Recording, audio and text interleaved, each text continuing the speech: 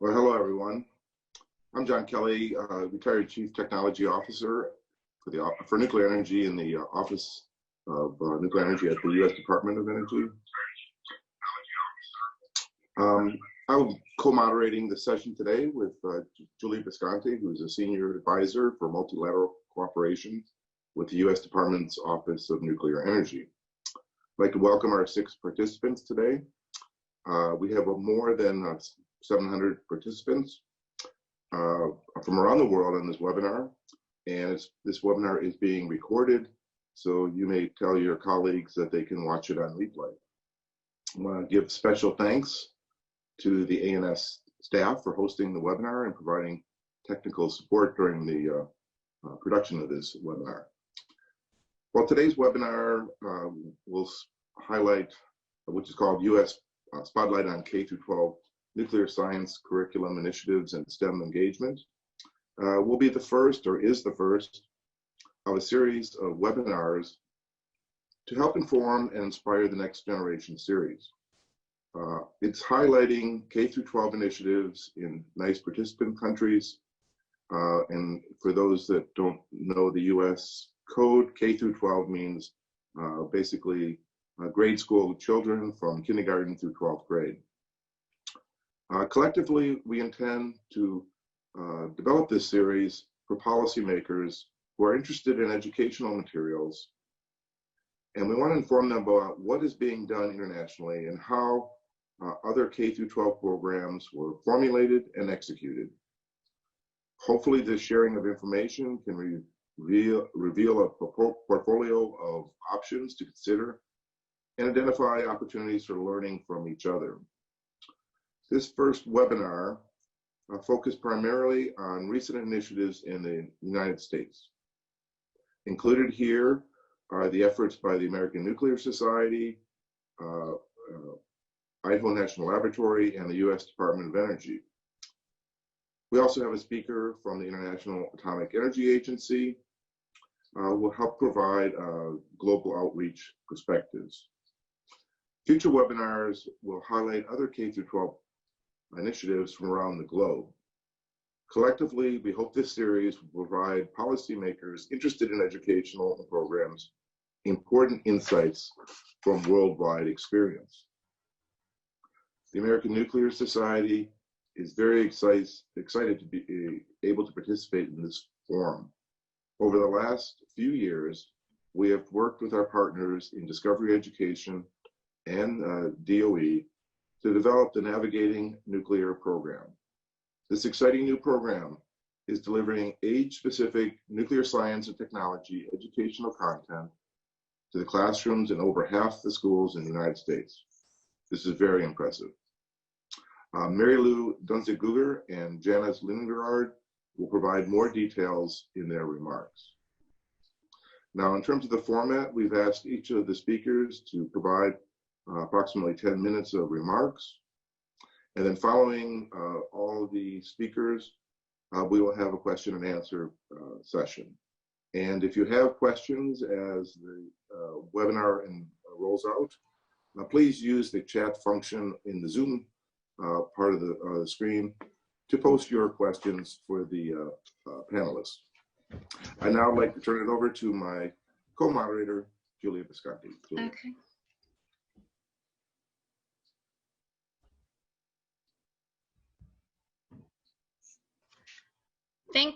Thank you, John. Hi, everybody. I'm Julia Visconti. In addition to my role at the U.S. Department of Energy, as John mentioned, I'm proud to be a lead country team member of the Clean Energy Ministerial Nuclear Innovation Clean Energy Future Initiative, also known as NICE Future.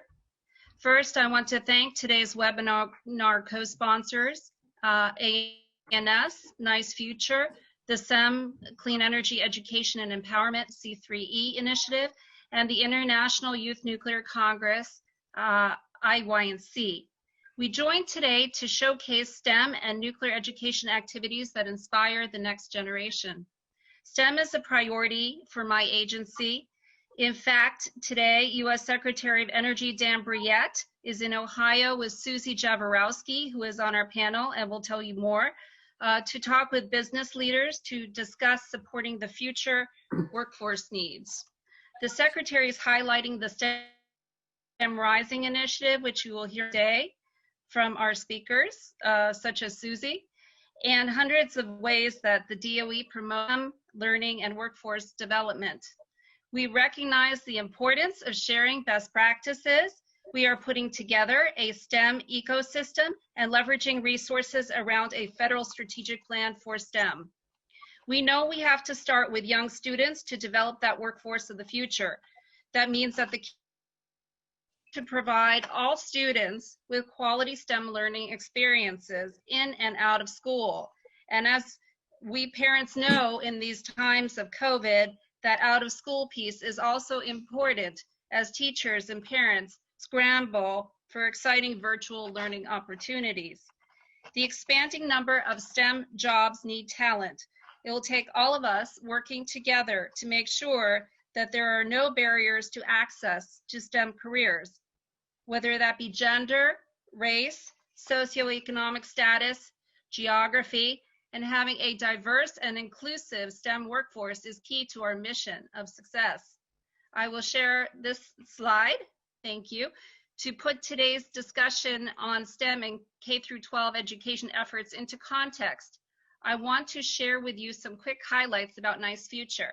I thank Secretary of Energy Rick Perry for his initial visionary idea, and then Deputy Secretary Dan Brouillette and his fellow ministers from Canada and Japan, who in 2018 in Copenhagen led the vision to launch Nice Future. We all know that nuclear energy is a workhorse of clean energy, but it took 9 ministerial meetings before nuclear was included in the STEM, and as part of the mission on accelerating clean energies.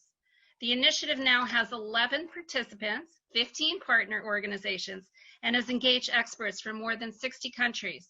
Nice Future is open to collaborating with even more countries and organizations. The Nice Future initiative has 4 focus areas. These range from exploring nuclear innovation, to pooling nuclear energy experience, to engaging policymakers, to communications, and to our theme of today, workforce development. Our aim is to join together globally with other initiatives, which we will discuss today, like the Clean Energy Education and Empowerment C3e initiative. Our aim is to inform, inspire, and build the workforce of the future. Ministers and energy leaders are expected to convene, perhaps virtually this year, in September for the STEM Ministerial, plans still to be announced. A focus this year, with a major report launch forthcoming, is how nuclear can operate flexibly and in harmony with renewables. We invite you to visit the Nice Future website to learn more about the initiative and our exciting work. Now, I turn to our first panel. Our first panel on the STEM opportunity and countries' involvement. Our first speaker will elucidate how we inspire connections on a global scale. Lisa Berthelot will talk about the IAEA support to countries operating and embarking on a nuclear power program, with emphasis on stakeholder involvement, human resource development, education and training, and knowledge management. Lisa Berthelot has spent over 10 years at the IAEA supporting, embarking, operating, and expanding nuclear power programs in their efforts to effectively engage with stakeholders. She has also developed guidance and tools to support IAEA member states in communicating with the public in case of a nuclear or radiological emergency. Lisa has been on over 20 field missions for the IAEA and has also worked for the Organization for Security and Cooperation in Europe and the Council on Foreign Relations. Over to you, Lisa. Hello, everybody. Thank you very much for that kind introduction, Julia, and it's a pleasure to join everyone. Greetings from Vienna. It is an honor and a pleasure to join this webinar today. Thank you for setting this topic on the agenda, talking about such an important topic for the future of nuclear power. I wanted to start my remarks by underscoring the multidimensional nature of informing and inspiring the next generation. The IAEA supports its member states through a wide range of different capacity building activities and tools, and also provides platforms and networks for the international exchange of experience, information, and good practices. So it's exciting that today's webinar talks about people. I'm an engagement specialist, so I'm a people person. How does the nuclear community of today turn to the community of tomorrow, in particular through K-12 nuclear science curriculum initiatives, and inspire it? At the IAEA, we look at that question from a number of key areas, including engaging with stakeholders, for example, academic institutions, knowledge management in terms of building, collecting, transferring, sharing, preserving, maintaining, and utilizing knowledge for the necessary technical expertise and competences required in nuclear power programs. Workforce planning, of course. The nuclear industry relies heavily on a specialized and highly trained workforce. And education and training. Networking and cooperation in nuclear education allows for the effective use of resources as well as sharing valuable experiences and good practices.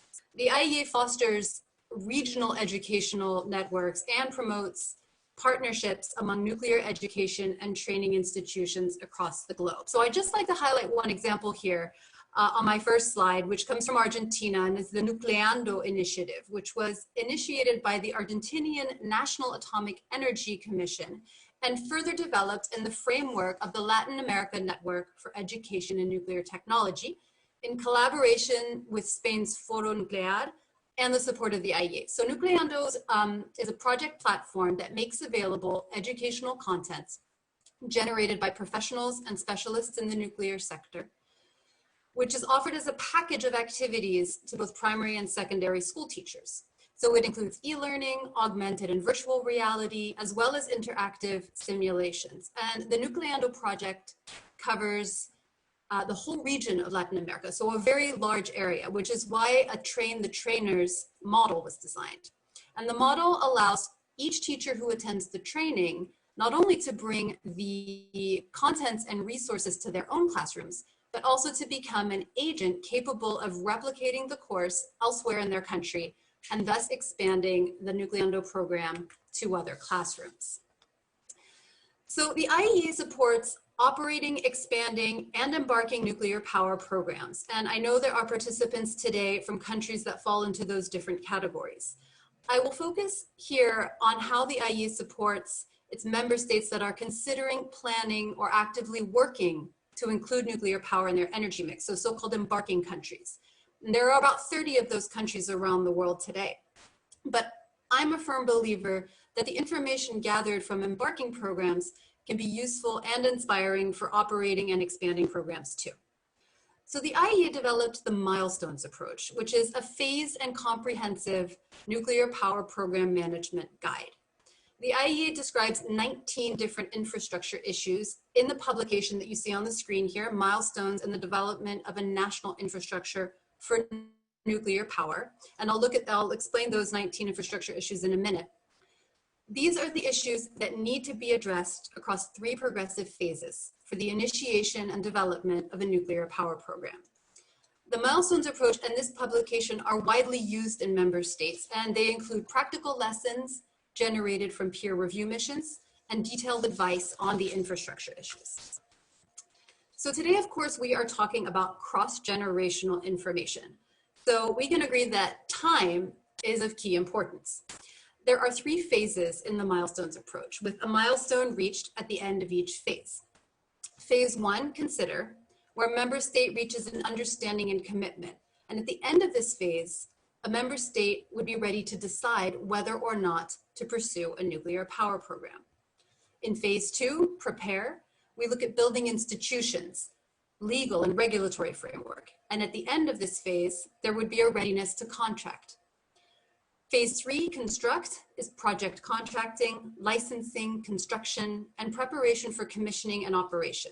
So Milestone 3 is a readiness to commission and operate.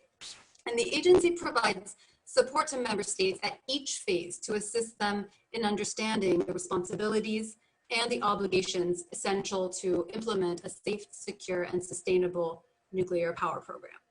So you can see here that most of these 19 infrastructure issues are so-called soft infrastructure issues. But they're all important. There's no hierarchy in the issues. And they also are not standalone issues. They are interlinked and interrelated. And managing the interfacing is one of the key features of the milestones approach. So for example, stakeholder involvement cuts across most of the other 18 issues. Another example, financial institutions would be unlikely to provide funding if a high level of safety, security, and safeguards is not achievable.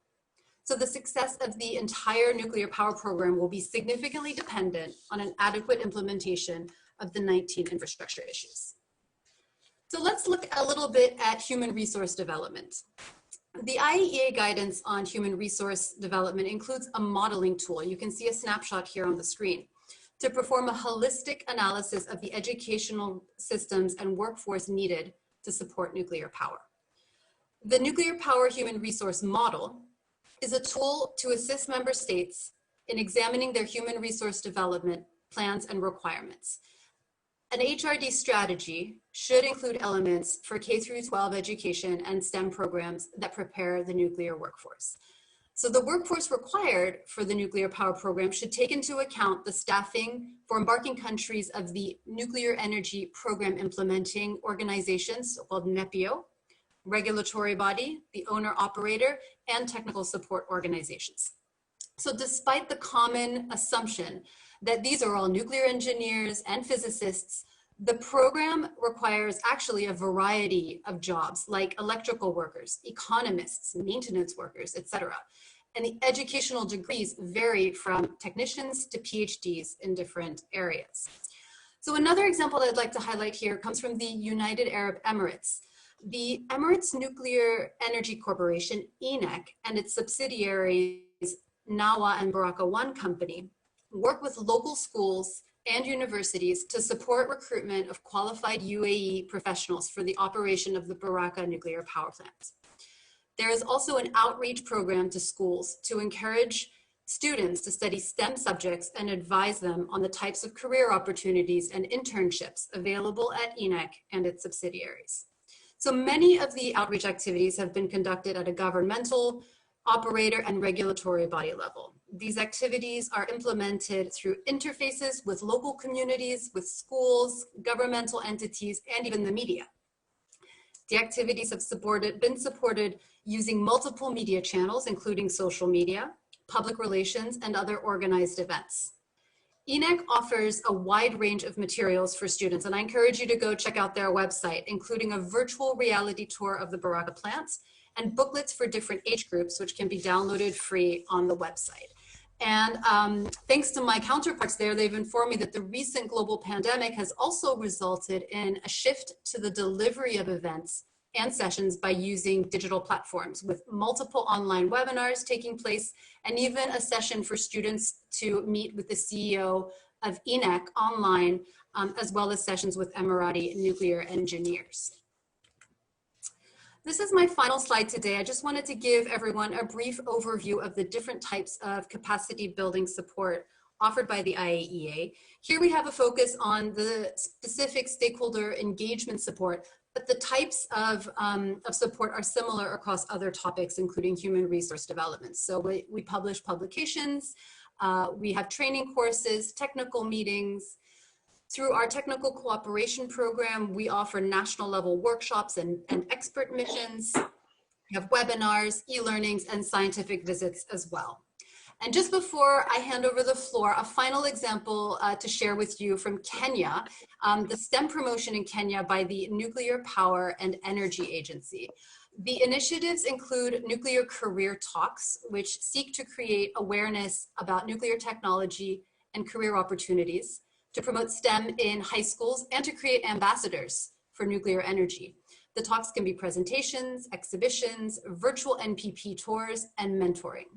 And the Kenya Science Engineering Fair is another example from the country, which is a partnership with the Ministry of Education to promote STEM in high schools and to attract human resource talents and skills into the nuclear field.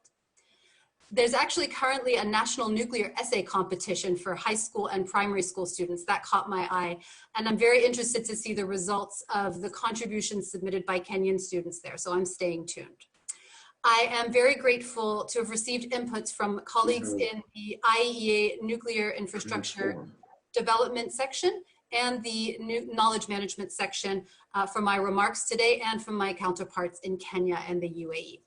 Thank you very much for your attention, and I'm looking forward to hearing from the other panelists and participating in the Q&A. Thank you. Well, thank you, Lisa, for a great presentation. So our next panelist is Susie Jaworowski, who is the Senior Advisor for Policy and Communications for Nuclear Energy in the U.S. Department of Energy. She has stood up, and I would have to say transformed, the nuclear communications program that reaches out to more than 300,000 people weekly now. Susie chairs the IFNEC, which is a 65-country government-to-government organization that is dedicated to cooperation on the peaceful uses of nuclear energy. She also serves as the vice chair of the International C3e, a Gender Diversity Initiative of the Clean Energy Ministerial. Susie will discuss how the U.S. Department of Energy Communications is helping to educate the public and how C3e is working to develop women for the next generation of nuclear energy leadership. And it's my great pleasure to turn it over to you, Susie. Thank you, John. Can everybody hear me okay, first of all? Yes. Okay, great. Thank you. Yes, it's a pleasure to be with you. Thank you, John. Thank you, Julia Visconti and the American Nuclear Society for having me and also allowing our organization, the Clean Energy Ministerial C3e effort, to be a sponsor of this outreach. Yes, first I'll quickly just talk about what's happening in the Office of Nuclear Energy, and then focus more about the C3e International Programs. The Office of Nuclear Energy is very dedicated to STEM outreach and nuclear education through communications both. We have, across the US government, STEM education is absolutely a priority. If you look at the website for any of the agencies, you can find great STEM resources.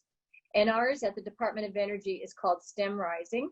So if you go to energy.gov/STEM, you'll find the STEM Rising effort that has many, many resources on STEM education. If you're looking specifically in nuclear, our website, the Nuclear Energy Office under the DOE website, also has great outreach. We have put in place a communications effort that includes ongoing communications on Capitol Hill to inform lawmakers and stakeholders about what's new and important in nuclear innovation. As John alluded to, the Navigating Nuclear program is a curriculum for schools, K-12 schools all around the United States. And even if your school is not participating in the Navigating Nuclear, it is a great resource that teachers or students can access to have digital curriculum as well as assets like virtual field trips. One of the most recent virtual field trips has been seen by over 180,000 students, and it was filmed at the Idaho National Lab, which is a very cool place where there's the world's cutting edge technology and innovation being developed.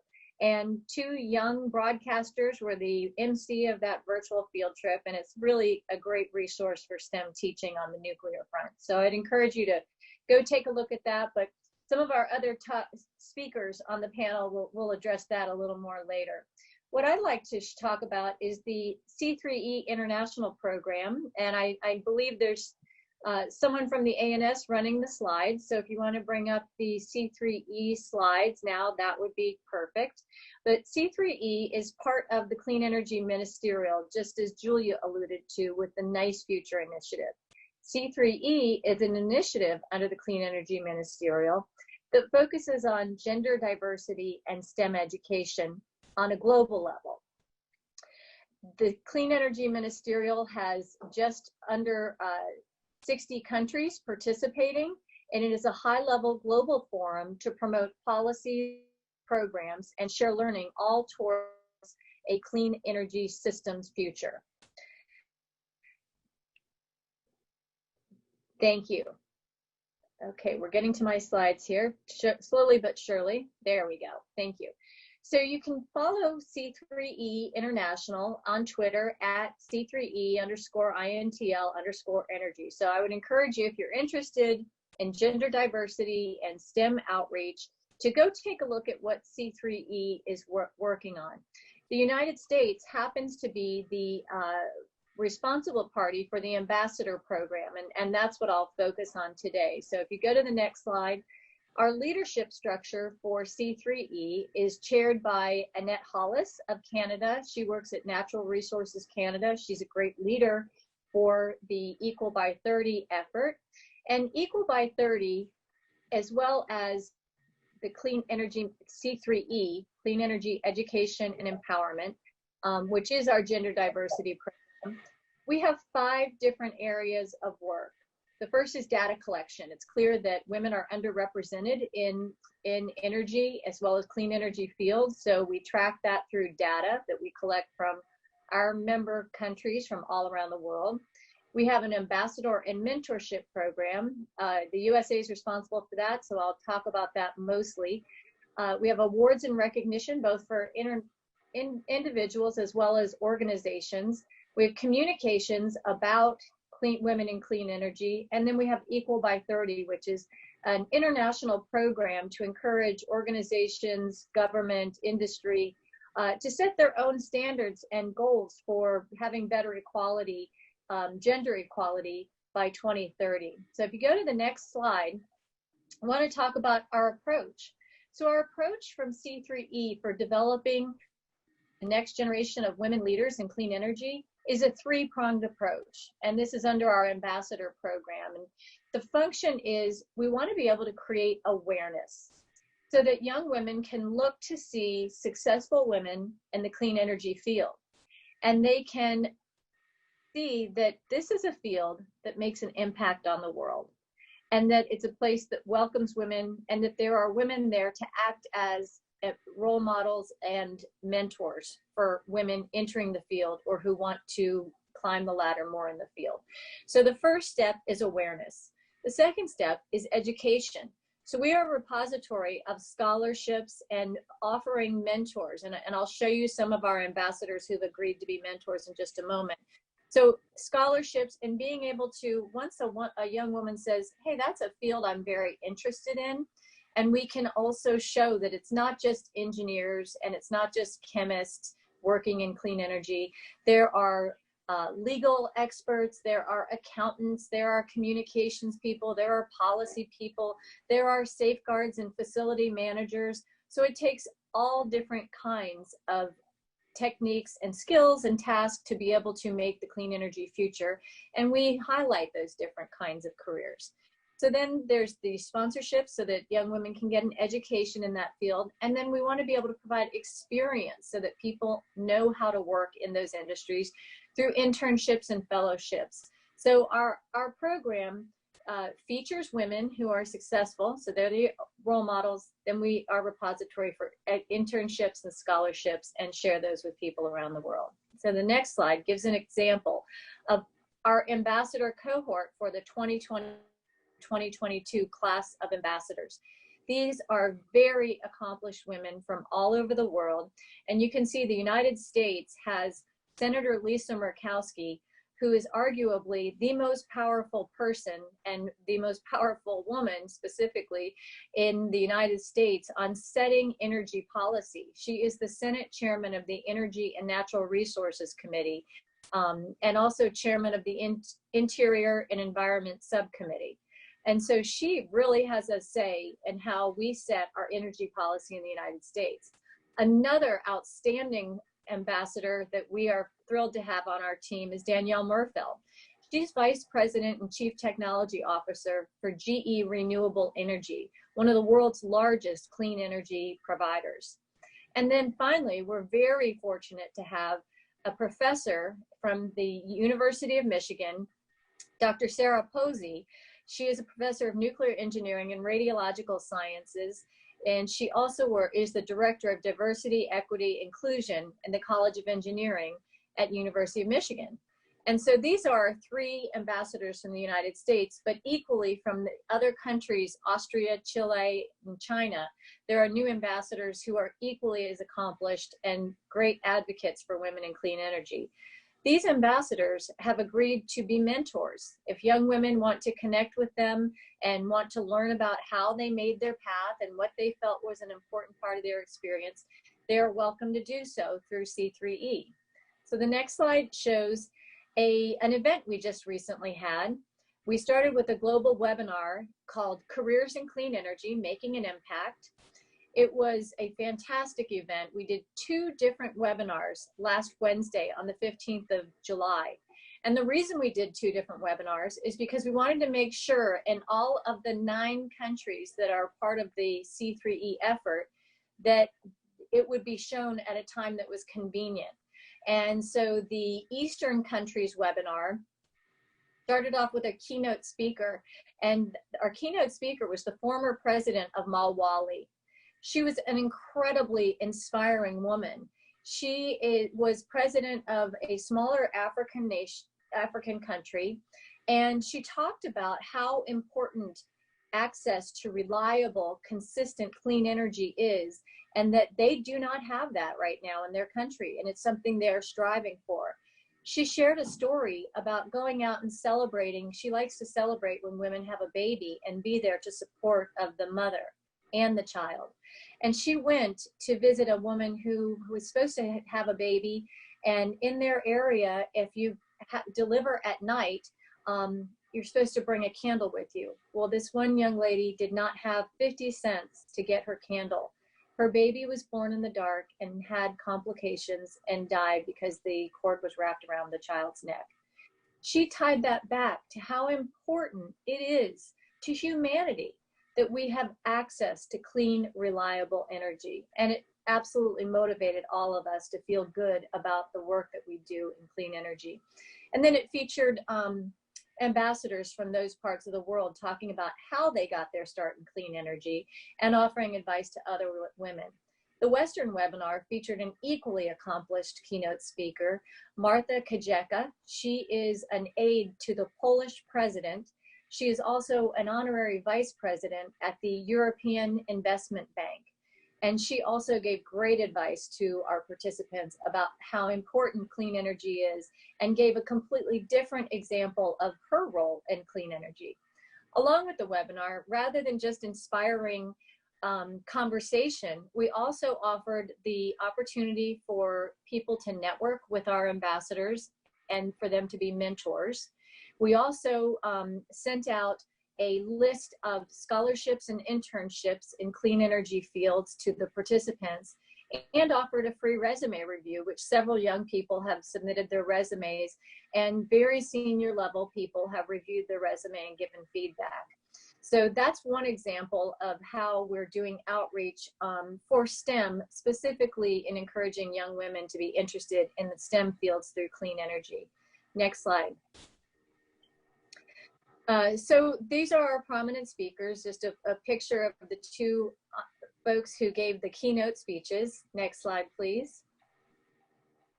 And some of our C3e International ambassadors who served on the panel. Loreto Riviera Torrejelo from Chile spoke. Danielle Merfeld from GE Renewable spoke. Bai Yu, an associate professor and deputy of science and technology from China, spoke. And Fang Yu, director of PR and branding in Vision and Energy from China, also spoke. So you can see very different fields, all within clean energy, being able to share their experiences with others. Next slide, please. So I would ask you, if you're interested in international clean energy and STEM outreach and education, visiting Clean Energy Ministerial. But if you're also interested in gender diversity, whether you're a man or a woman, visit the C3e website or follow us on Twitter at C3e @_INTL_energy. So I invite you to participate and help educate, and we'll do this together. So back to you, Julia. Thank you, Susie. Thank you for these great perspectives and your great work on these key activities. My pleasure. I will now turn to the second panel on curriculum discovery, spotlighting the United States. I'm very excited to welcome our first speaker on this panel, Dr. Dunzik Gauger, known to all as Mary Lou, was just elected president of the ANS and has been a force in ANS for many years. She is Associate Dean of the College of Science and Engineering and Associate Professor of Nuclear Engineering at Idaho State University. Mary Lou is very passionate about STEM teaching, especially K-12. She has a long experience as a high school teacher, science teacher, having taught high school chemistry, physics, and math, not only in the US, but she's also taught in the UK and South Africa. So she does have a feel for education outside the United States as well. She is active in Girl Scouts and Boy Scouts and ANS teacher workshops. Mary Lou, the floor is yours. Thanks very much, Julia. And hello to the participants in the webinar. I will just make a few comments from the perspective of the American Nuclear Society, which I'm very honored to serve as president this year. And as Julia mentioned, I, in a previous life, was a teacher in the K-12 range.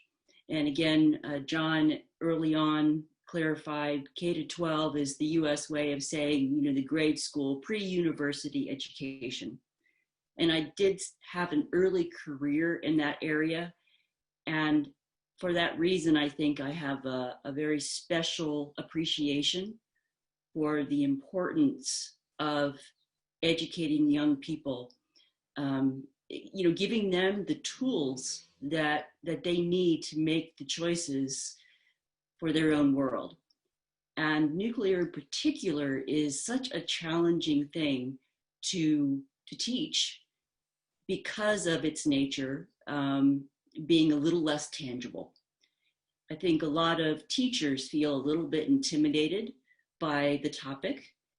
And so for that reason, ANS has for many years tried to empower teachers, provide materials for them to use in the classroom. And we in fact have done at least biannual teacher workshops. There we go. And I just wanted to highlight those. This is typically a Saturday all day, and the teachers come and spend time, and it's probably the best use of my time to participate in these workshops, because clearly the teachers are there, they're engaged, they're learning, and they go back to their schools and they impact so many students and other teachers in the remainder of their careers. Given the nature of communications these days, where we have so many more opportunities to communicate electronically, and because these teacher workshops are not terribly cost effective, unfortunately, we have stopped doing these. But in place of this, we have undertaken, as the American Nuclear Society, to develop materials for a much broader range of teachers than we ever could have reached with just these workshops. So ANS has demonstrated over the years its serious commitment to the importance of educating young people. A number of years ago, about 5-ish years ago, I believe it was, the ANS leadership made a pretty tough decision to go in the direction of developing these educational materials that are available to teachers in schools. We were very fortunate to get a significant donation but mostly just a lot of member and staff passion and support for this. As the development of these materials continued with discovery education, which Janice will talk about shortly, we were very fortunate to partner with the U.S. Department of Energy to further develop these educational materials. So with that, I'll turn it over to Janice, and she can tell you more about the actual educational materials, their development, what they are, how we got there. Thanks very much. Hi, I'm Janice Lindegaard. I am Program Specialist at the American Nuclear Society, and I'm also the Program Manager for the American Nuclear Society's Navigating Nuclear Energizing Our World program. Now, you've heard it mentioned a number of times so far. Julia? So, can you hear me? Yes, you sound Yeah. good. I'm on. Good, good. So you've heard Navigating Nuclear mentioned a number of times. So what exactly is it? Navigating Nuclear is a K-12 energy, education, and nuclear science curriculum. It is fact-based, which was very important for ANS. All of the information in Navigating Nuclear is vetted by American Nuclear Society subject matter experts. And now that DOE is on board with it, it's also vetted by the Department of Energy Office of Nuclear Energy. So what are the individual pieces? Navigating Nuclear includes lessons, STEM projects, career profiles. The lessons include topics like nuclear energy, radiation, fission, fusion. The STEM starters are capstone projects that take what the student has learned through Navigating Nuclear lessons and applies those to real life problems. For instance, we have a STEM starter on detecting forgeries using radioactive decay. We have a STEM starter on selecting appropriate nuclear power solutions for challenging situations, and students have to learn about the variety of different kinds of nuclear power solutions that there are, from SMRs to RTGs and traditional fission reactors. We have a STEM project starter about controlling mosquitoes in order to control diseases with the SIT technique. If you don't know what that is, it's about gamma irradiating mosquitoes so they cannot mate. The marquee items in Navigating Nuclear are probably the virtual field trips. And we've completed 2 at this point. The first year, our field trip was to Palo Verde Generating Station, where students were taken on a virtual field trip tour of the facility, including going to some places that students themselves wouldn't have been allowed to go. For instance, our host walked through the storage casks on site. This demonstrated that they're not scary, horrible places to go that are filled with liquid green goo. They're just large concrete storage casks that are safely installed, and the nuclear waste is safely stored. At INL, we went through almost the entire building, all of the nuclear energy focused areas we visited. Susie talked a little bit about how fun and exciting this VFT is. And one of the goals was to show the wide-ranging careers that are available in nuclear energy and in nuclear research, that you don't need to have an advanced degree. You don't even need a science degree. We actually visited a glass blower who works at INL and prepares the laboratory glass for the scientists in their experiments. Navigating Nuclear's goal was to clarify common misconceptions around nuclear science and explore how it fits into the future world. It's also clarifying misconceptions among teachers. We found, as Mary Lou has mentioned, we found that teachers are not as secure in their knowledge of nuclear science and nuclear chemistry. So navigating nuclear helps them too. We want to build an understanding of and create the value for nuclear science and technology, and of course, inspire future careers. So how did we get here? The original concept was to have nuclear energy education available in every school in the United States. We didn't just go forward and create a nuclear curriculum. First, we did extensive research. We wanted to learn what was already out there. We had some ideas, but we wanted to make sure that we had some research behind what our ideas were. With a grant from the North American Young Generation in Nuclear, NAYGN, we were able to complete that research. We discovered what was in every single state in the United States. We also researched the standards adoption process. We did learn that there is a nationally available standard called the Next Generation Science Standards. They were developed by the National Science Teachers Association based on a framework from the National Science Foundation. They are available for any state to adopt. And at this point, 40 states were involved, and I believe more than 20 states are using the standards as their own. The challenge for us was that the state adoption science standards process in the United States is indeed a state-by-state process, and it is highly political. The standards are developed and written and then voted on and then edited and then voted on again, and eventually they are adopted. It's generally a 7-year cycle, and not all states are on the same cycle at the same time. So in order to change every state's standard, we would be working on a continual basis.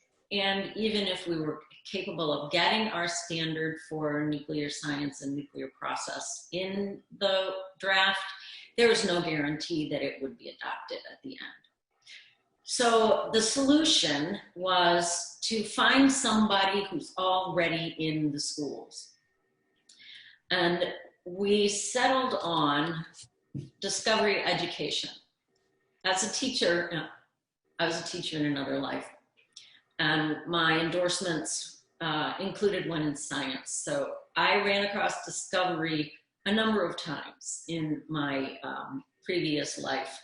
And I will never forget teaching about spiders using a VFT from discovery education about spiders that live in communities. It was really gross, but it was also really effective, and the students loved it. Discovery education currently serves 35 million students and 2.8 million educators. They have over 150 million pieces of content that are delivered annually. They have 2.2 million unique monthly visitors to the digital education platform, and they have the largest educator network of its kind. Their educator network vets all of the materials that they develop. So not only is navigating nuclear vetted by nuclear experts and energy experts, but also by the people who will teach the curriculum.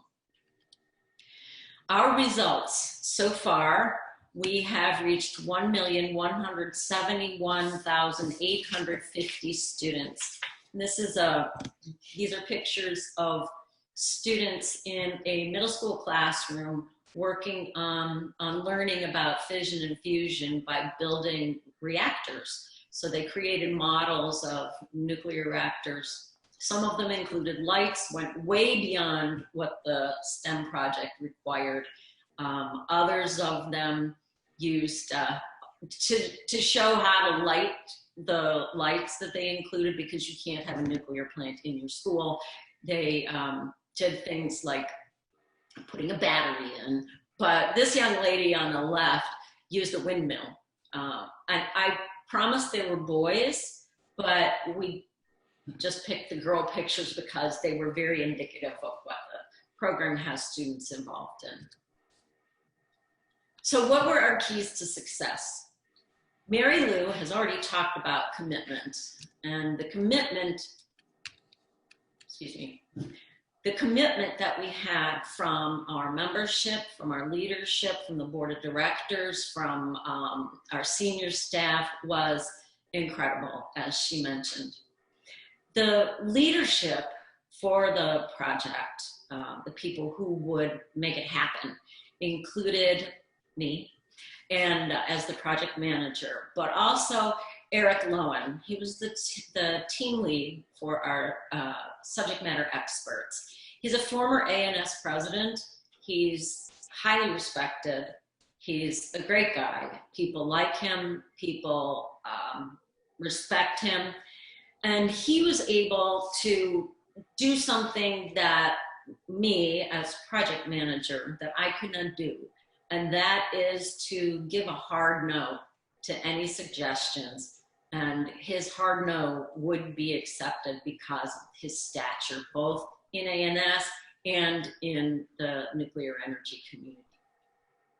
Navigating Nuclear has also had support of every one of the presidents who served during the term. Bob Coward was on board when we initially made the decision to commit the funds to get Navigating Nuclear started.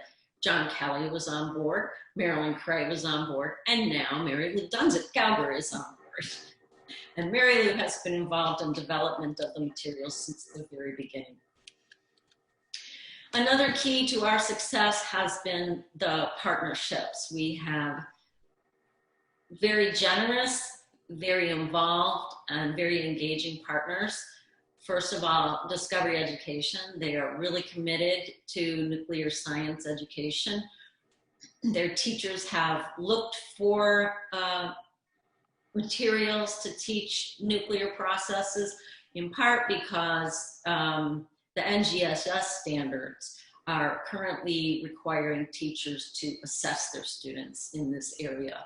So they were kind of at a disadvantage, and it was a serendipity when Discovery and ANS came together. We were really excited to work with each other. We also have a fabulous partner in the Department of Energy, Office of Nuclear Energy. They have been instrumental in giving us capabilities that we wouldn't have had otherwise. Our trip to INL was a fabulous success. The Palo Verde Generating Station people gave us access to places we couldn't have gone. Idaho National Laboratory was thrilled and excited to be part of it. And I should mention that the INL virtual field trip in the COVID period when Discovery opened all of their materials to anybody, anywhere. Idaho National Laboratories VFT was the #2 virtual field trip among all virtual field trips that Discovery had at that point. The ANS membership has really stepped up to the plate and constantly come through when we've asked for comment on subjects like biology and aerospace travel, and and those even who aren't on the SME have been really excited and supportive of Navigating Nuclear. And as Mary Lou mentioned, we had initial donors and we continue to gather donors for the program. So commitment, leadership, and partnership are the most important things when you're putting together a program such as Navigating Nuclear. And that's me. Thank you. All right. Well, thank you so much. Thank you so much, Janice, and thank you, Mary Lou. And our next speaker. Oh. Excuse me, I'm sorry to interrupt. I just wanted to add one comment for the use of people on this webinar if they're interested. While the Discovery Education materials are something that your school would purchase, you can actually access these particular nuclear education resources at no cost through the webpage of the American Nuclear Society. So we want you to access them if you're interested. They are not country specific in any way. And I think that they are well thought out. Right now, the middle school curriculum is available. Very soon, the high school curriculum will be available, and we are developing the elementary. So please visit ans.org if you're interested in using these materials. Take advantage of it. Thank you. Mary, thank you for pointing out what I forgot, what I glossed right over. The materials are also available on navigatingnuclear.com. There are high school materials available currently, including the lessons that I spoke of, and the entire middle school curriculum is available. So thank you very much for reminding me. Okay, I want to thank you both. This is really amazing stuff. Thanks for going through this, these activities. More than 1 million students reached, and material that is available to our viewers. That's fantastic, and I hope they'll take a look. So thank you both for explaining these activities. So we'll now turn to our next speaker, and thank you, ladies. Our next speaker is Jennifer Jackson. Jennifer is the K-12 Education Manager for Idaho National Laboratory. Before coming to INL, she spent 18 years in public education as a teacher, curriculum coordinator, and most recently as the Director of Curriculum and Instruction for one of the largest school districts in Idaho. She leads the STEM education team that includes program administrators, a communications specialist, a team of 13 part-time professional educators as well. The team focuses on building strategic partnerships and a robust STEM ecosystem, curriculum development, and educational outreach. Over to Jennifer's presentation.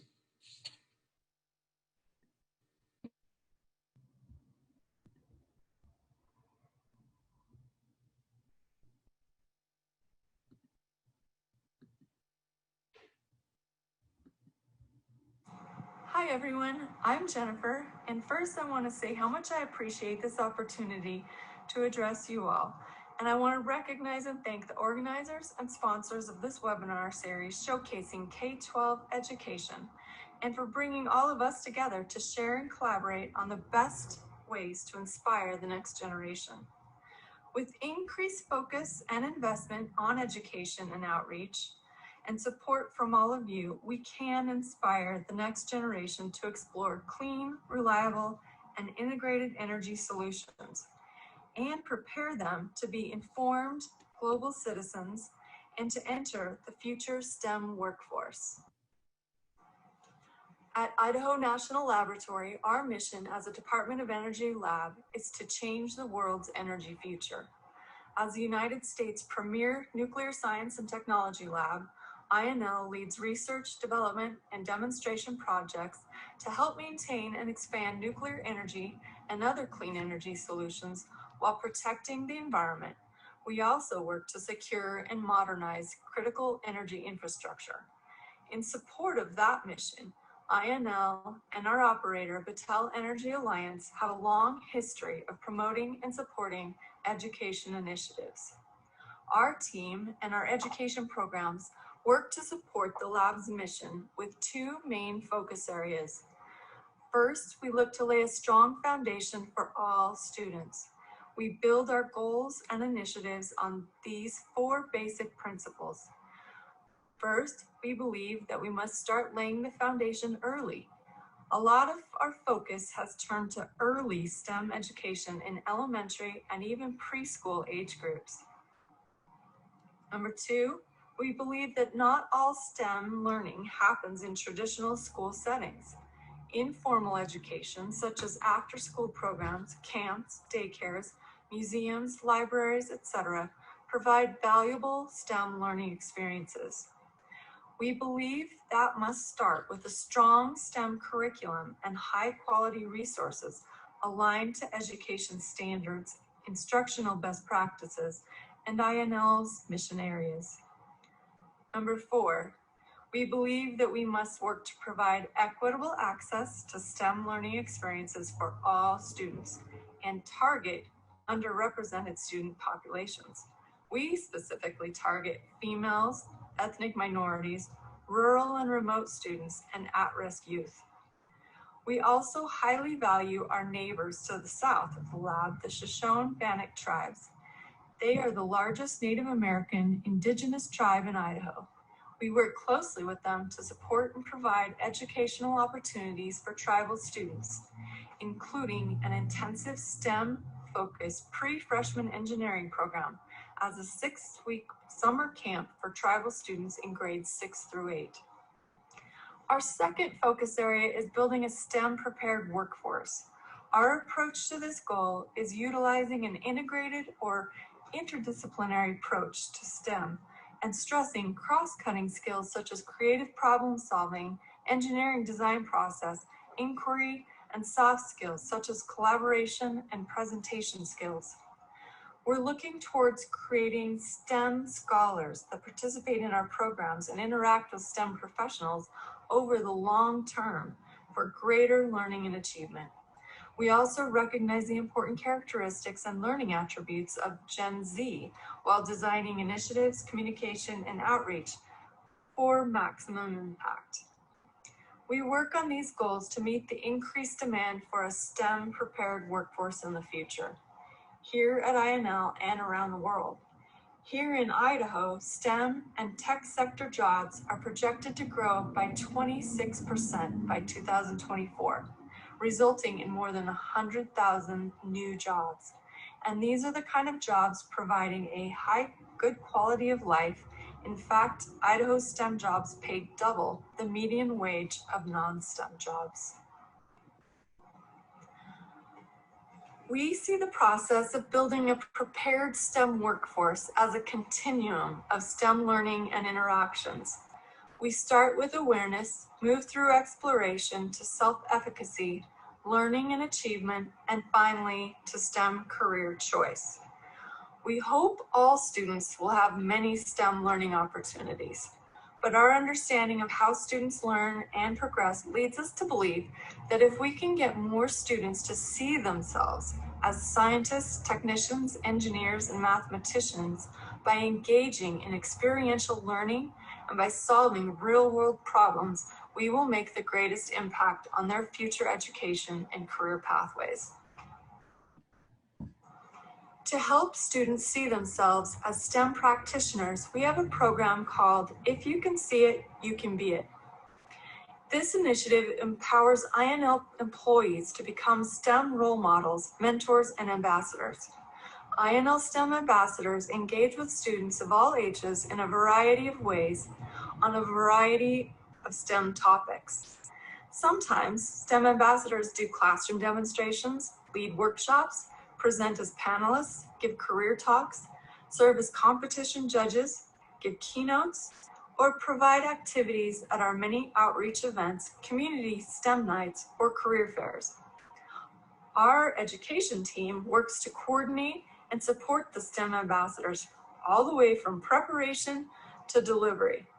We love our STEM ambassadors, and we couldn't have nearly the impact without these amazing STEM professionals working with the youth in our community. One of our most recent workforce development initiatives is called Embrace Your Future, C3e Pathways to Success. It promotes education and career pathways in the technical education fields.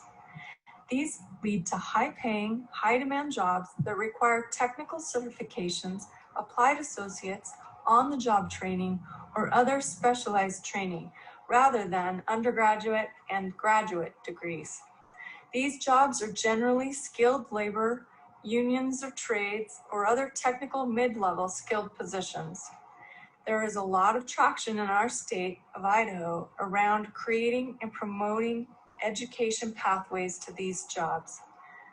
These positions are also vital to supporting the laboratory's mission. This graph shows just the nuclear-related job projections in the next 5 years at INL, which shows huge growth in C3e-related jobs in the categories of union and trades, technical, and operations. We know that if we added other INL directorates and subcontractors to these numbers, we would see even bigger job growth projections in these positions. Some of our early efforts of this initiative are to educate students and parents about the opportunities while erasing the stigma surrounding career technical education pathways. These types of efforts are especially important for our rural outreach efforts. My last message is about the importance of building a strong STEM ecosystem for maximizing the impact on K-12 education. We rely on a large network of partners that have now formed into an officially recognized STEM ecosystem. Coordinating, collaborating, and learning from our ecosystem partners has become vital to our program's success.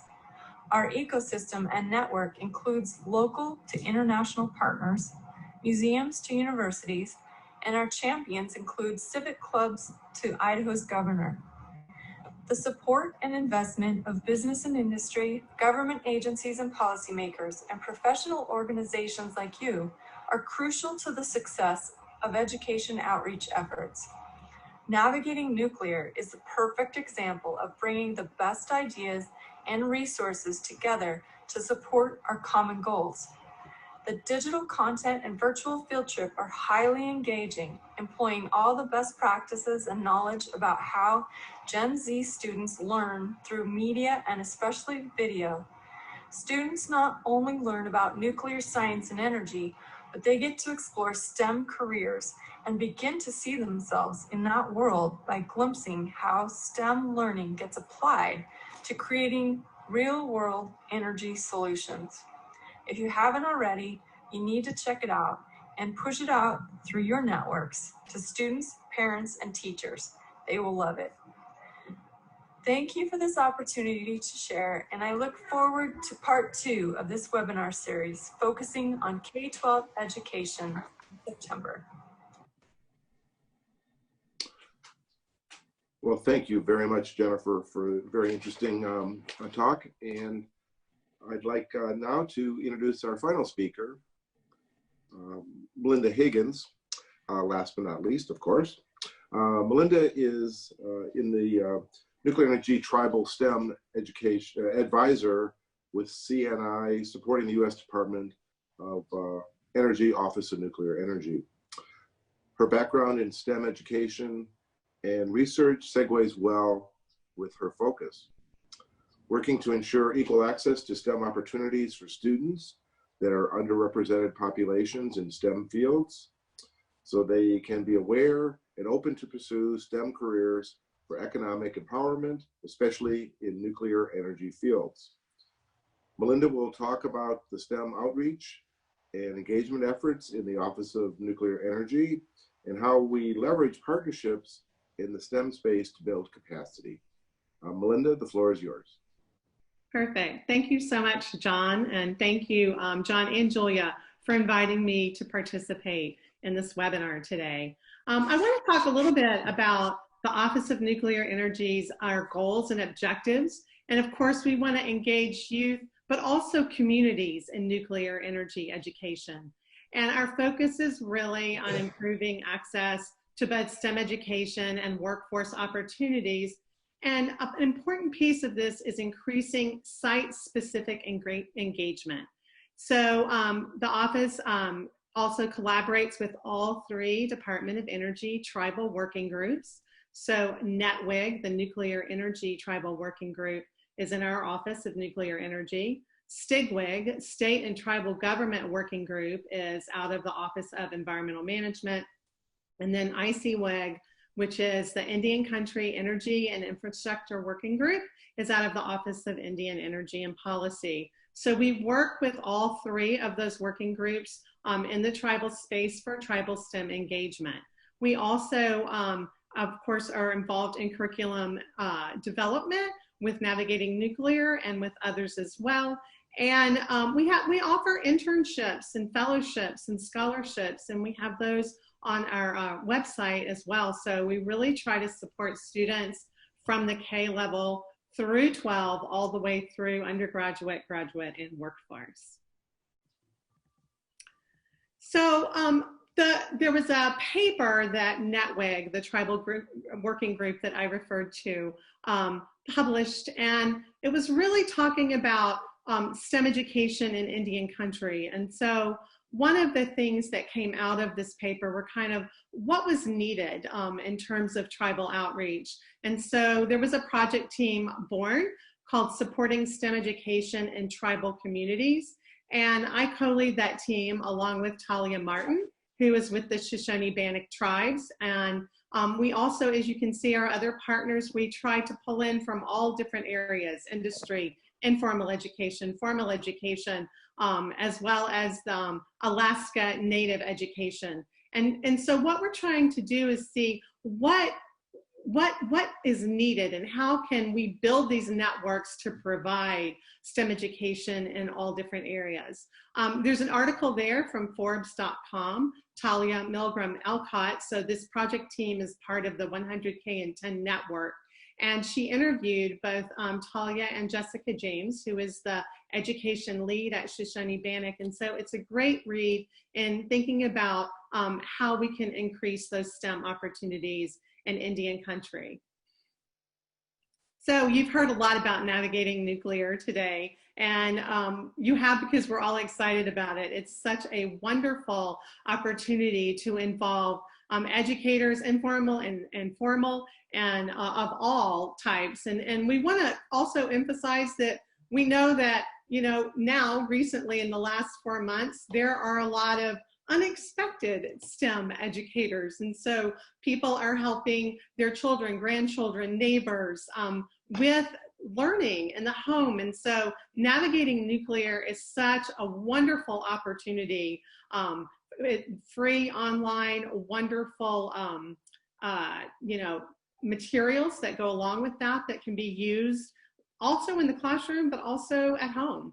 And so we've talked about the virtual field trip to Idaho National Laboratory. You see a picture in the right-hand corner. We're at a school, we had launch parties, which really helped the excitement of what was going on.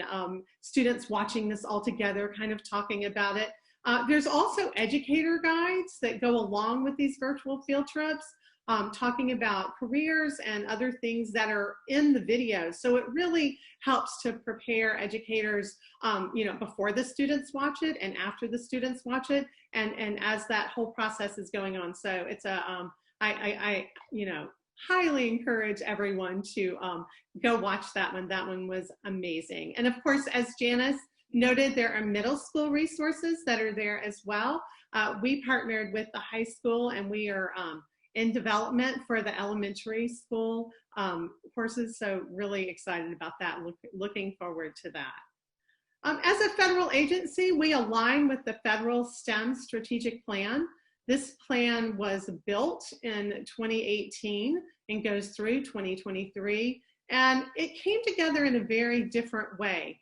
There was actually input from all states. So there was a summit and all the states came together, different education people in the states, talking about what was needed, what's needed in a federal plan, and how do you see that from your area and your state. And so the 3 goals of this plan that came out really also, you know, underpin what we're doing in our office. So working toward a STEM literate society, getting the word out about nuclear energy as a clean energy, not just to students, but, you know, to their families, to their communities, so that they really understand more about nuclear energy and how that really will propel us into the future. Preparing a STEM workforce of the future. So that's important to everybody. We want students to know the opportunities that are available at the Department of Energy and our labs, just a multitude, as you've heard earlier, of all the different things that we can do. And so we have to help them get to that point in all STEM fields, but also in what we call kind of STEM adjacent fields, what Jennifer was talking about in terms of like technical careers. And then promote diversity and inclusion in STEM. So we need everyone. We need all perspectives. We need all of that talent out there to really help us with the innovative thinking that we need to face the challenges in the future. So there is a Department of Energy implementation strategy, and the Office of Nuclear Energy is a part of that strategy, specific things that we're doing to help address these 3 goals in the plan. I wanted to talk a little bit about, you can't have a K-12 webinar, but about talking about one lesson in particular. So if you're listening in, the making mosquitoes, and we said SITs, so as Janice said, the sterile insect technique. I want to also point out that IAEA has wonderful resources and a great video that talks about the technique and how it's used in kind of a global context. And also looking forward, so we want students to always remember that learning is not static, right? That there's always things going on, and how can you integrate new involvements and new improvements into what you already have. And so some of those future iterations that we're kind of looking at for this would be, there was an article about drones. And so drones were delivering these male mosquitoes that had been made sterile by nuclear energy techniques. And so talking to students, not just about the STEM of drones, but how can you just like dump them out the bottom, looking at the morphology of the insect and what has to happen so that those can be put into the populations. And also too, NASA has a wonderful citizen science. I don't know if you know a lot about citizen science. It's really exciting. It's an opportunity for every single person, wherever you are in the world, to contribute to science with data. And so NASA, through their GLOW program, have a mosquito habitat mapper. And so that's another kind of area that we'll be working to integrate with these resources with kind of those new innovations. I also wanted to address, I saw a question, I don't know if Steve is still on, really quickly. I saw a question about, worried about, the mosquitoes and what would that do to the bat population? And I just wanted to answer that really quickly since we're on this slide. There's over 3,000 species of mosquitoes, and there's really only one species that we know of, the Aedes mosquito, that bites humans. And so that's specifically the mosquitoes that we're making sterile, not all of them, just that particular one. And so that's kind of gives you a little bit of an overview about what we're doing in the office. I would love to hear from you if you have any questions, or if you want to talk. I think there was a question that popped up about the elementary school curriculum. So I'm melinda.higgins@nuclear.energy.gov, and you can also email at stemne@nuclear.energy.gov. So thank you so much.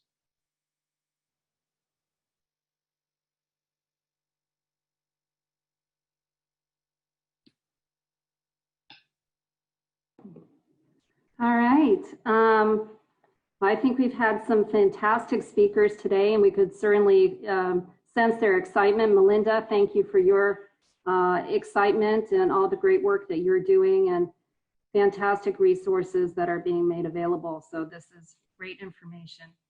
I'd like all the speakers to turn their cameras on. I see we have some folks turn their cameras on. And I wanted to start with some questions. I think I'll turn first to our panel 1 speakers.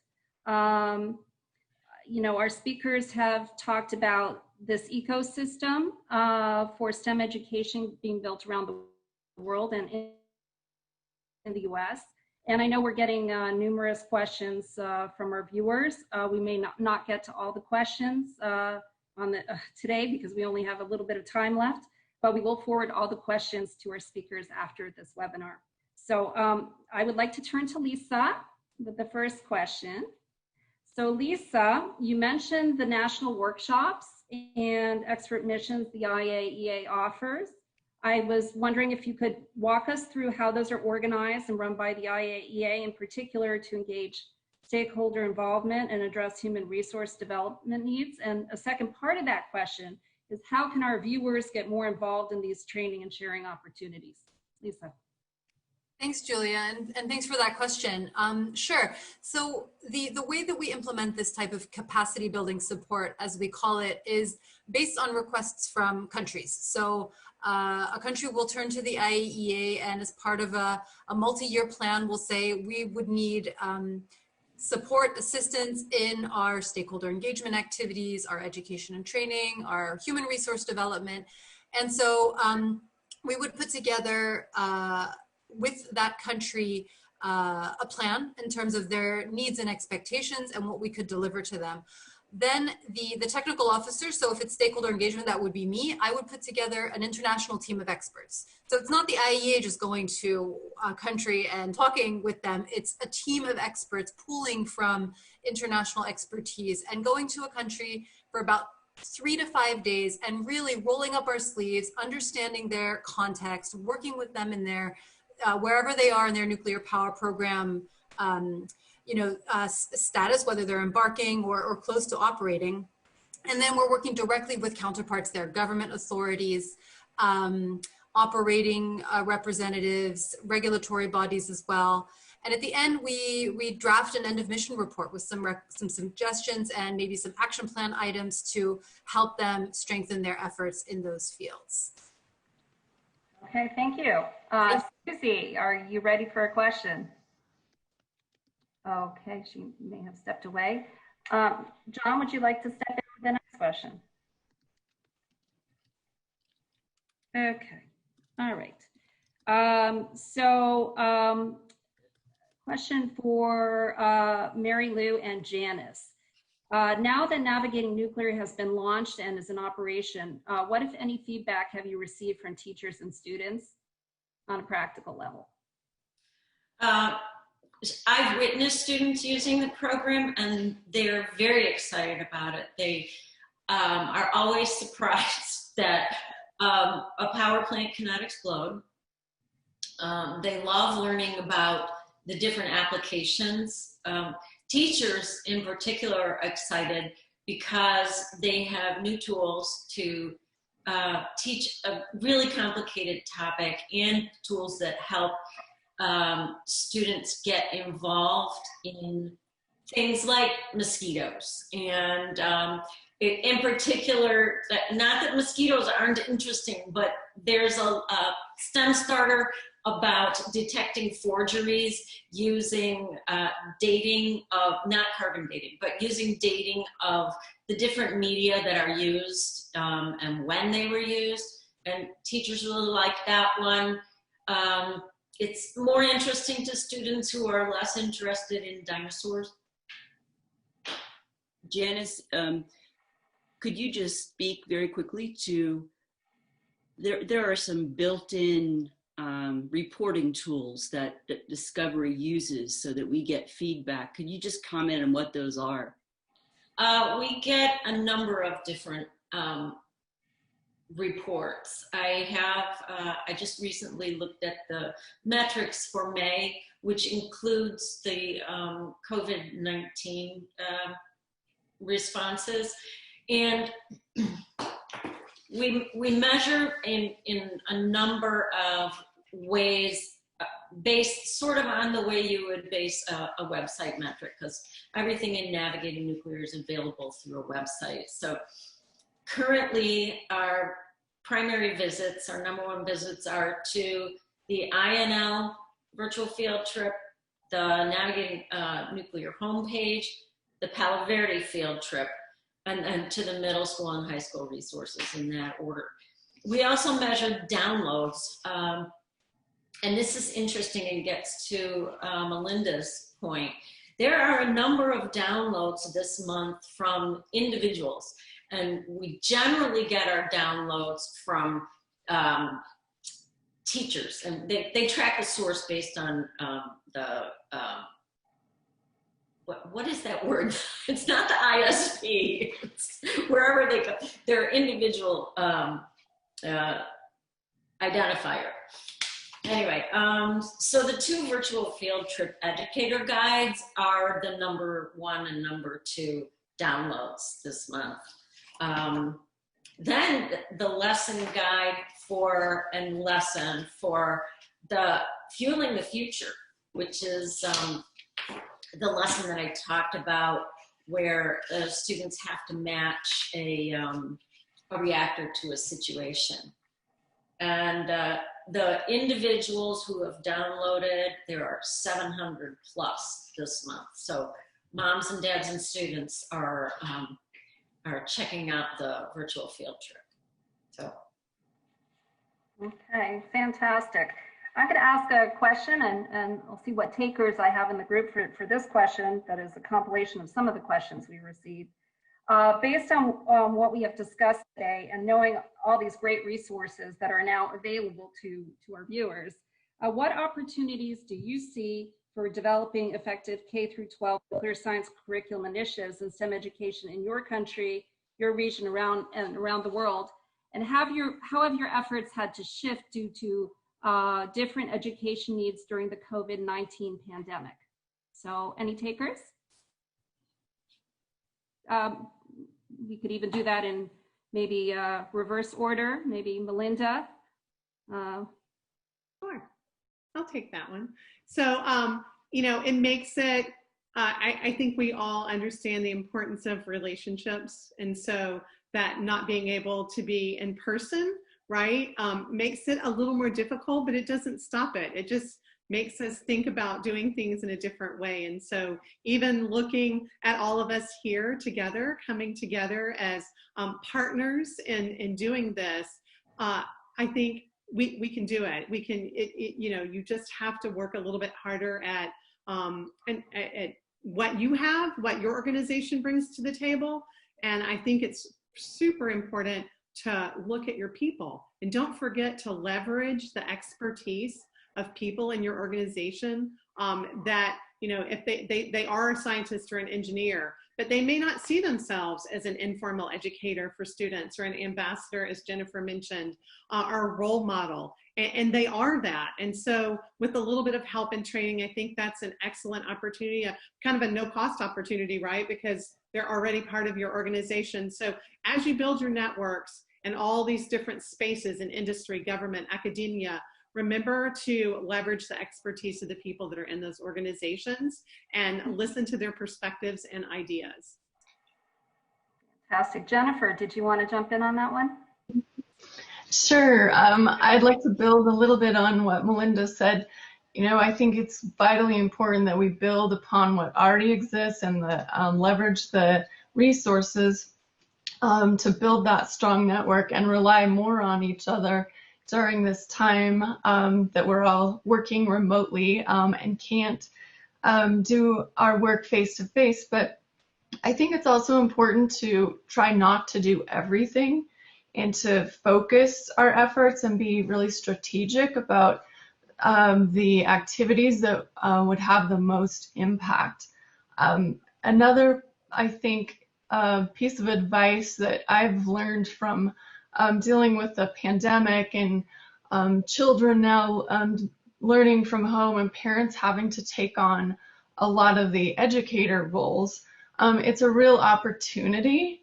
But one of the things that I've noticed is students spend a lot of time on computers, on devices, learning online. I mean, it's had to be that way. But one of the things that we've tried to do is help parents have some opportunities and some resources, some lessons. We've developed a STEM learning from home library that they can access, so that these are standard aligned, you know, very well designed by professional educators lessons, but they use things that you can commonly find at home. And then the students are engaged in an offline activity and active in hands-on learning. So thank you. Thank you. Janice, did you want to comment? I'm sorry.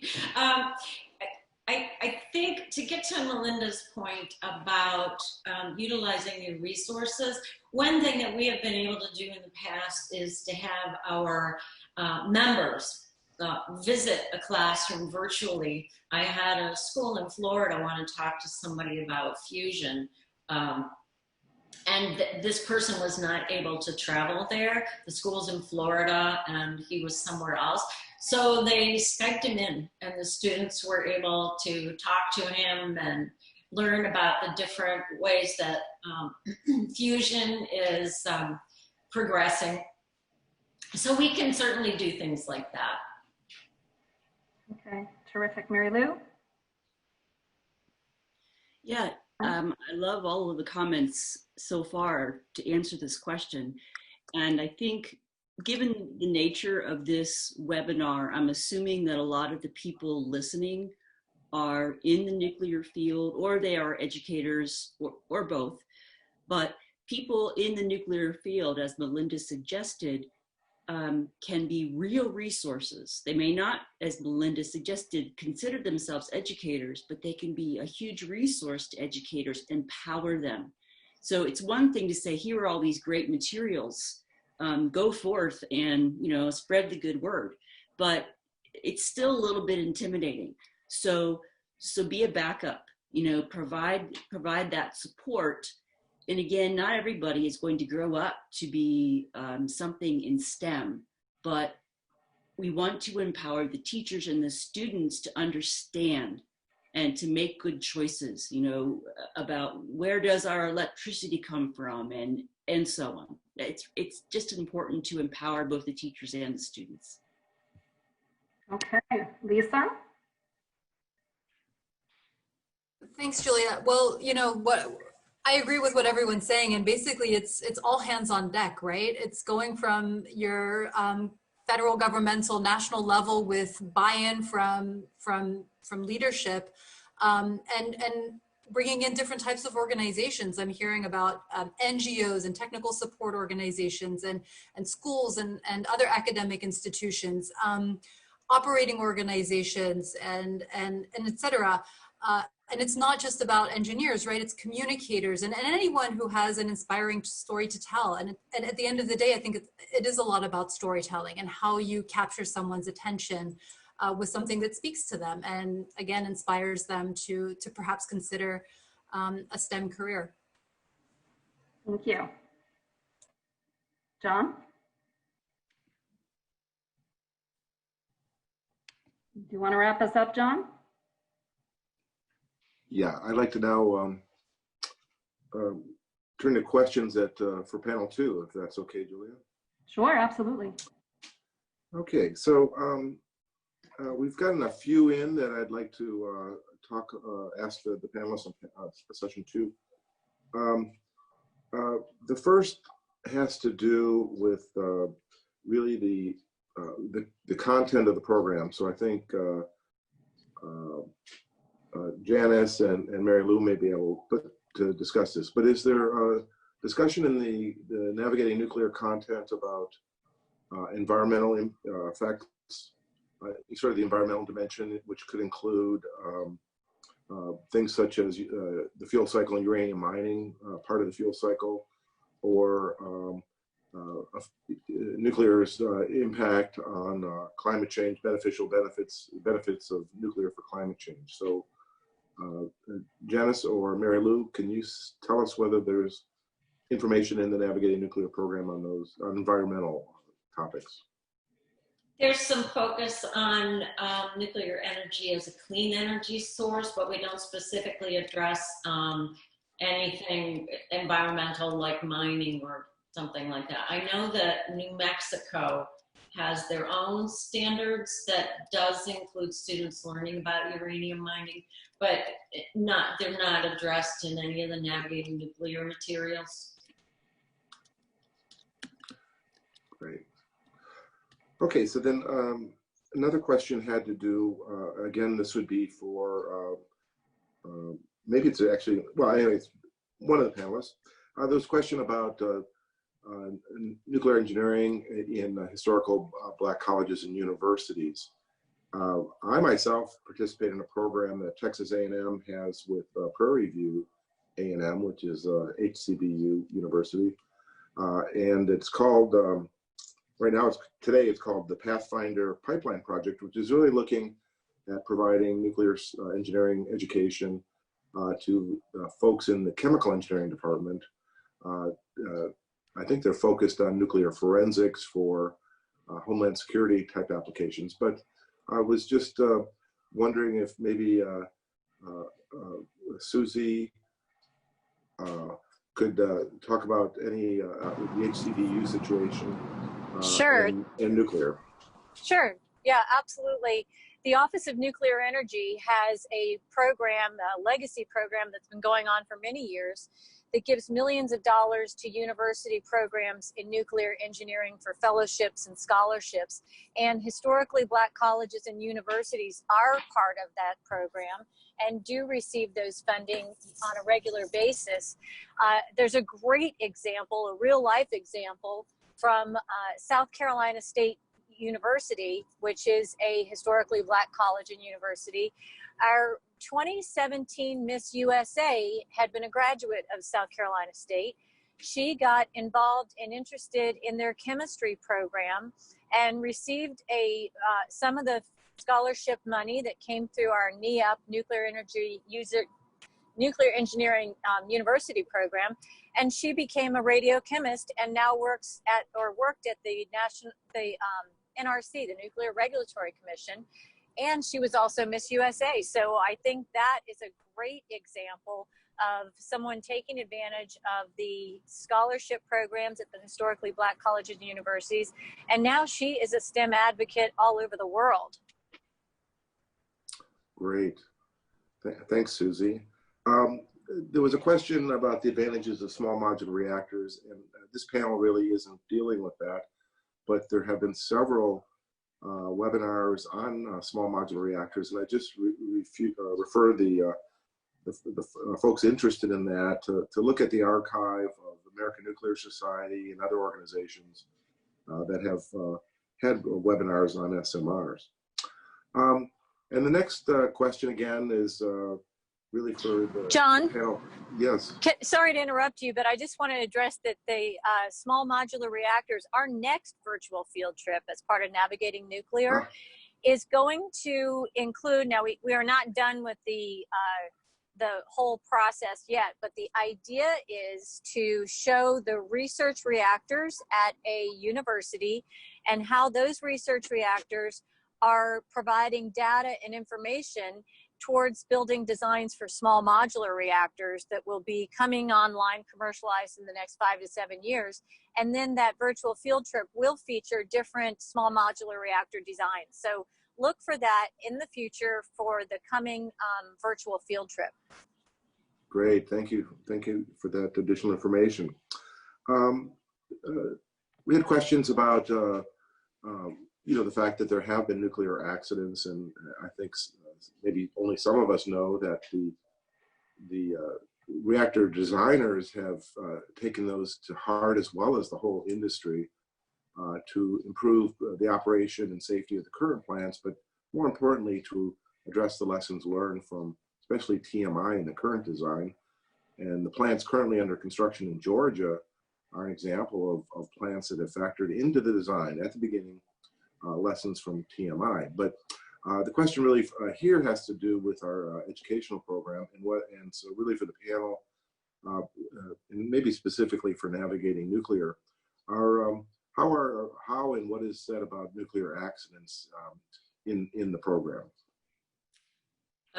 There is not anything that specifically addresses nuclear accidents. We come at it from the perspective of the safety of current reactors, not from because each of the accidents that I've seen mentioned in the questions, that they're all different.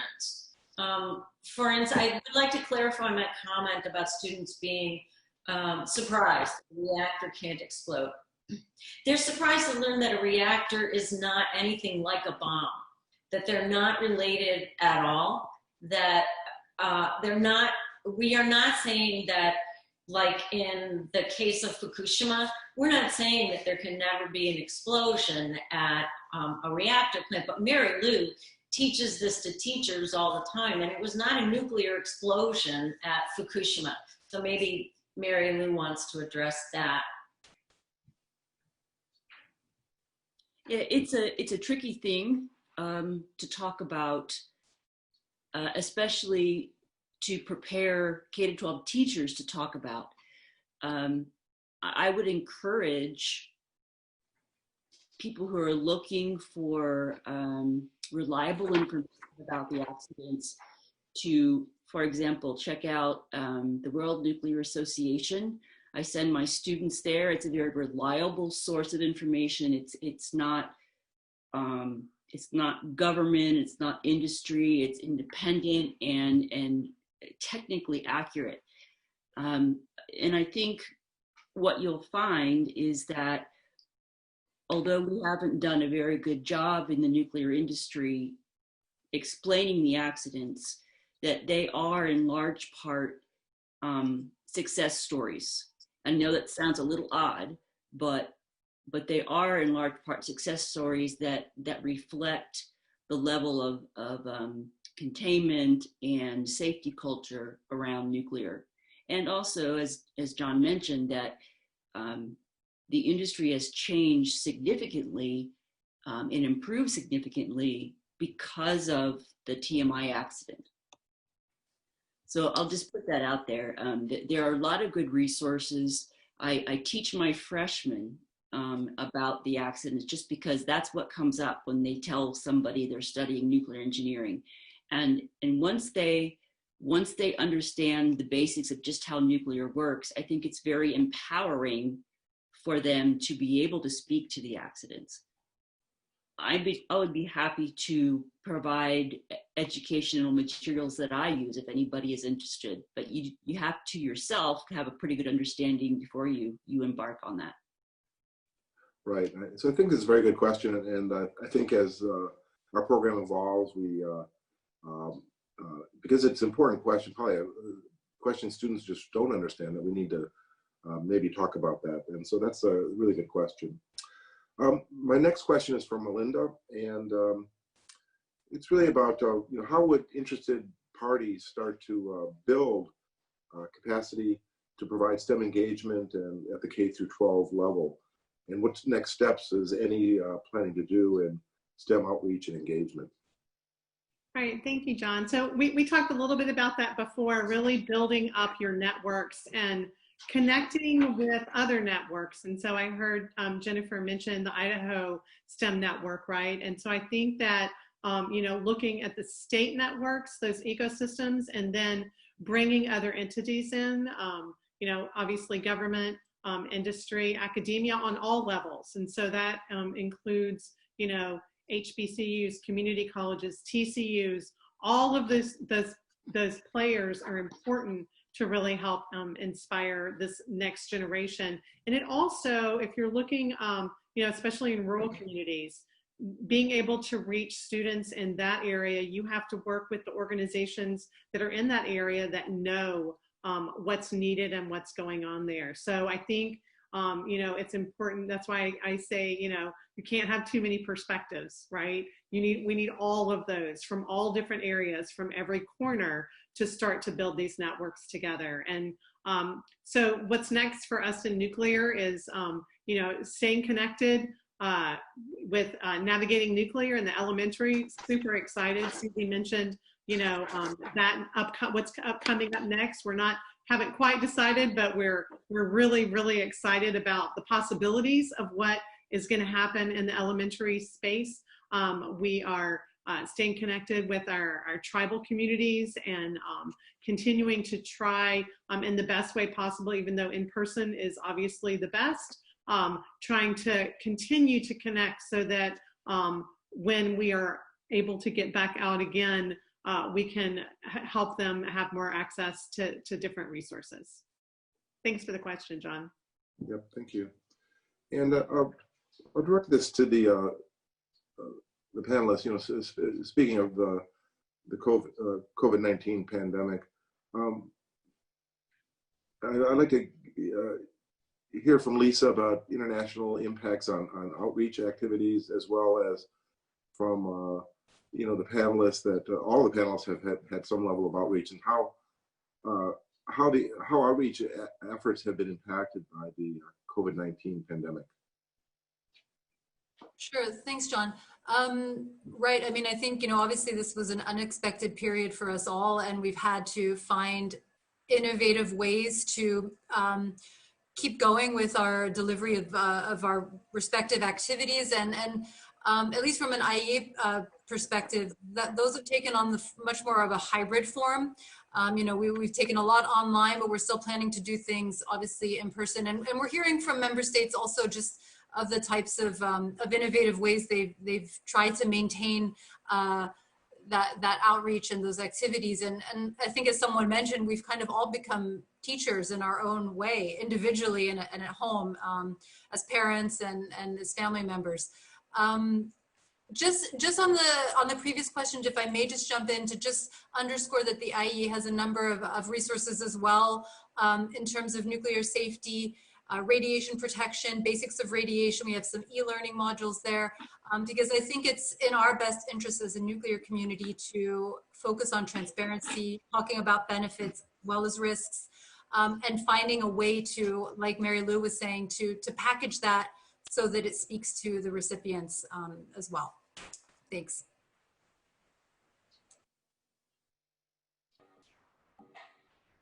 Would anyone else like to talk about the impacts that they've I have seen? one final question for Susie. I see that she's driving, but so my question for Susie is, what can our viewers learn from our International Gender Initiative, and how can they get more involved? And specifically, how can they learn more about international internships and scholarships? Thank you, Julia. Yes, that's a great question.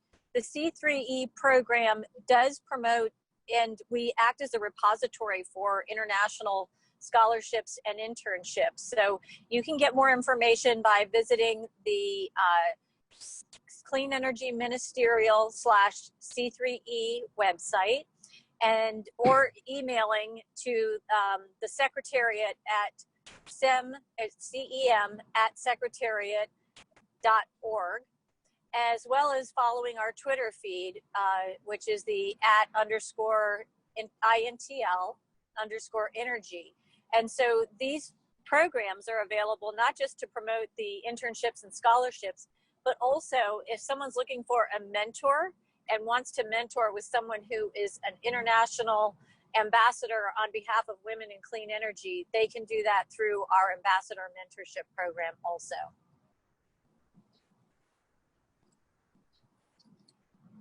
Thank you for the question.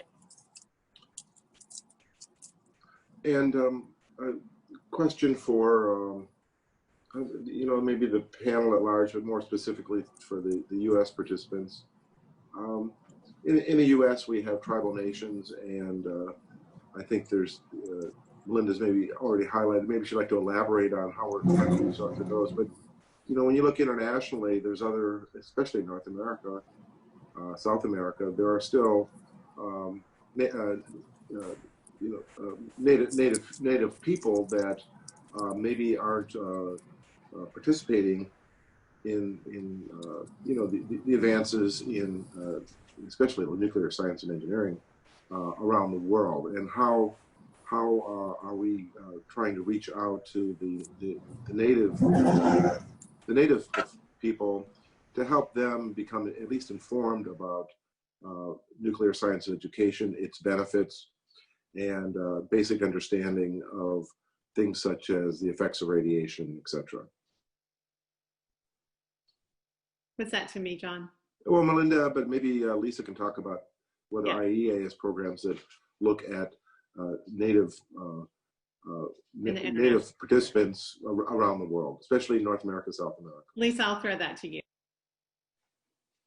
Okay, well, my answer will be quite short, because our role is actually through the direct counterparts at the national level. So we're not doing engagement with the stakeholders of each country. So we're providing principles and support at quite a general level. And then when questions come up at a national level, we can work together, but we don't have any specific guidance for particular groups of stakeholders at that level. The only thing I might add with that, John, is through these working groups, the Department of Energy tribal working groups, there is some interaction with Canada and the Indigenous First Nations there. And so we've, made available, of course, the Navigating Nuclear and talked about that K-12. And so, that there's a lot more opportunity there. I think it's important to hear what would be appropriate from those particular tribal populations and make sure that we're keeping what we're doing in that space culturally relevant and applicable. And Jennifer, I know because of where Idaho is located, you probably have interactions with Indigenous people in Idaho and surrounding area. So could you maybe just give us how the programs at a laboratory like INL, are trying to help educate Indigenous people on nuclear science engineering? Absolutely. Thank you for the question. Idaho has 5 Native American tribes. We primarily work with our very close neighbor. In fact, we share some of our land with the Shoshone-Bannock tribes. And we work very closely with them on a number of initiatives. A lot of them center around workforce development and K-12 education, even down into a Head Start program that's before kindergarten. And so we work with I think the most important thing that we do is building relationships with them, listening to their needs and being extra responsive to, as Melinda said, culturally responsive. It's really important. They all have their own very distinct identity and needs. And for a laboratory and our outreach program, it's really important for us to pay attention to what their needs are and how we can support them in the best ways, because oftentimes it's very different. It looks different. The resources that are needed are different than when we are doing partnering with other stakeholder groups or other outreach students. Great, thank you. So we're getting close to our time. So I think Julia may have some additional questions. So Julia, I'm going to turn it over to you for kind of questions maybe for the entire panel. A question for the entire panel. I think we've just had such an exciting discussion today, and we have very, very high quality speakers who are doing tremendous things with great excitement. And I'm sure there are so many things going on around the world, and our purpose in today's webinar is to build those connections and to know what others are doing. So this is the first of a webinar series. We are very excited because there's so many things in the realm of education outreach that we want to reach out and talk about. So we hope to build these connections. Our next webinar, we're still working on it, but it'll be in the September timeframe, and we will be focusing our next one on national laboratory educational efforts. And we will be announcing that soon to all the participants of this webinar. We are kind of running up on time, so I won't add any questions, just my personal appreciation. And I hope that the viewers of this webinar will really maximize those connections and find ways to learn from each other and build on this excitement that the speakers in this program today have elaborated. John, I'll turn it over to you. Thanks. I want to thank you, Julia, and all the panelists for a very interesting webinar here today. Remind the viewers to tell their friends that the webinar is being recorded, and you can re-look at it. As Julia mentioned, we're planning a webinar in the not too distant future. We're looking maybe September, October, and it turns out that Nuclear Science Week is in October. So I think what we're doing in the NICE initiative will probably align with, we'll have some activities related to NICE in that Nuclear Science Week, which is in October 19 to 23. So with that, I want to again thank everyone, and I'm very excited about not only the programs that we've developed in American Nuclear Society, but also elsewhere that you've been highlighted here. And I think over the course of the series, you're going to learn much more about programs, not just in the US, but internationally and in our NICE member countries, which will, in the end, thinking ahead to about a year from now, will give us a very good view of what's going on in K-12 education around the globe. So with that, I'd like to, again, thank everyone, and everyone stay safe, stay healthy, and take care of yourselves. Thank you.